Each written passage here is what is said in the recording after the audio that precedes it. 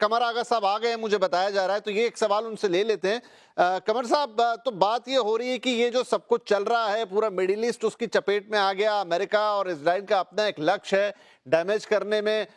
Iran भी पीछे नहीं है, जितनी उसकी कैपेसिटी वो कर रहा है। लेकिन अगर ये आउटराइट दोनों उतर जाते हैं आमने सामने, तो कितनी देर टिक सकता है ईरान उनके सामने? क्या अमेरिका और इजराइल चाहें तो 24 से 48 घंटे के अंदर पूरे ईरान को अपने कब्जे में नहीं ले सकते? दोनों साथ मिलके जाएं, या इतना आसान नहीं होगा? नहीं, मैं नहीं समझता कि इतना आसान होगा। कई बातें हैं। अमेरिकन आर्मी जो है वो स्वयं लड़ने पे नहीं तैयार, मुल्क के अंदर किसी भी मुल्क के अंदर वो जाने पे नहीं तैयार हैं। इसराइल की इतनी कैपेसिटी नहीं है, इतनी बड़ी आर्मी नहीं है। ईरान की स्ट्रेटजी ये है कि युद्ध को ख़त्म मत होने दो, वो तैयार है मरने के लिए। और वो उन्हीं ने, उनका कहना ये है कि पूरे क्षेत्र में, पहले ही कह दिया था उन्हीं ने कि अगर हमारे ऊपर अटैक हुआ तो हम पूरे क्षेत्र में जहाँ जहाँ अमेरिकन बेसेस हैं उन पर अटैक करेंगे। और ये बड़ी सोची समझी मैं समझता हूँ रणनीति है। अटैक से हो रहा है कि सऊदी, यूएई, कतर, बहरीन, इन सब की इकनॉमी पे इतना बुरा असर पड़ रहा है जिसकी कोई इंतहा नहीं। अभी तो एयरपोर्ट बंद है। अगर मैं समझता हूँ एक हफ़्ता ये युद्ध चल गया तो वहाँ पे एक्सोडस हो जाएगा और सारा ये देश जितने भी हैं बाहर से जो वर्कर आते हैं उन्हीं पे डिपेंडेंट हैं। दूसरी बात यह कि ईरान ये कह रहा है कि हम तेल की सप्लाई डिस्टर्ब करेंगे। तेल की सप्लाई के लिए वो लगातार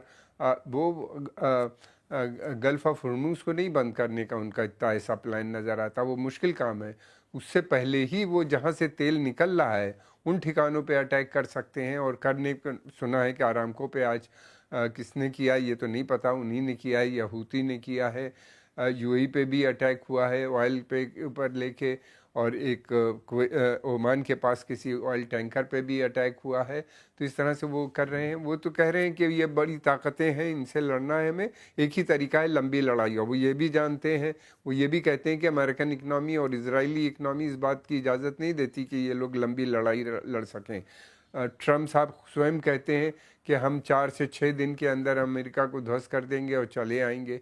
अरे इससे ऐसे काम नहीं बनता। अगर ऐसा होता तो वियतनाम में आज तक अमेरिका बैठे होते। अफ़गानिस्तान में 22 साल लड़ा। ईरान तो बहुत शक्तिशाली देश है। ये बहुत गलत हुआ है जो कुछ भी हुआ है, और इनकी जो सारी कैलकुलेशन है वो गलत है। ईरान जो है वो सरेंडर नहीं करेगा, वो लड़ेगा।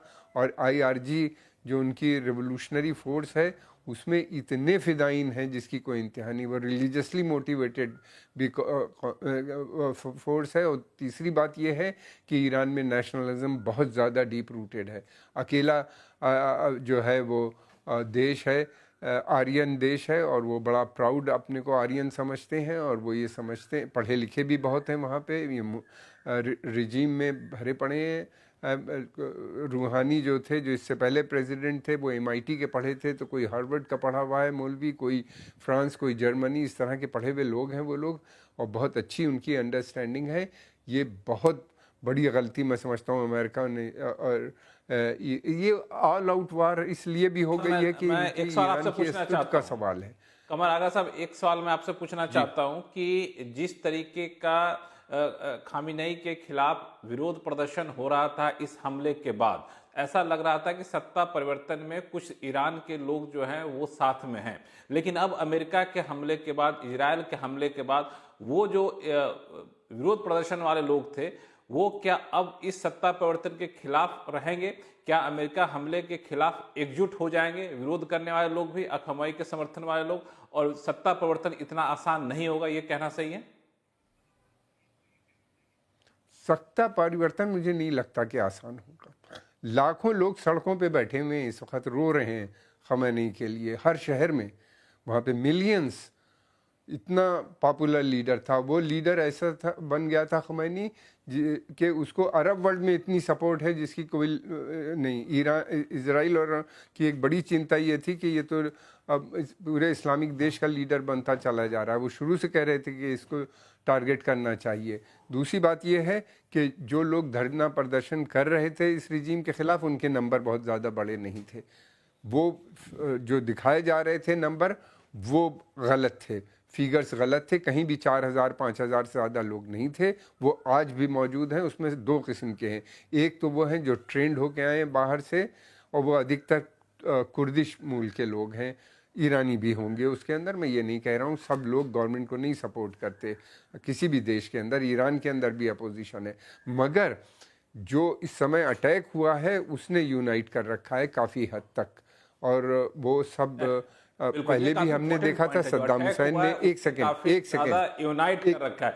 एम्बेसडर श्रीवास्तव, हाँ प्लीज यूनाइट कर दिया।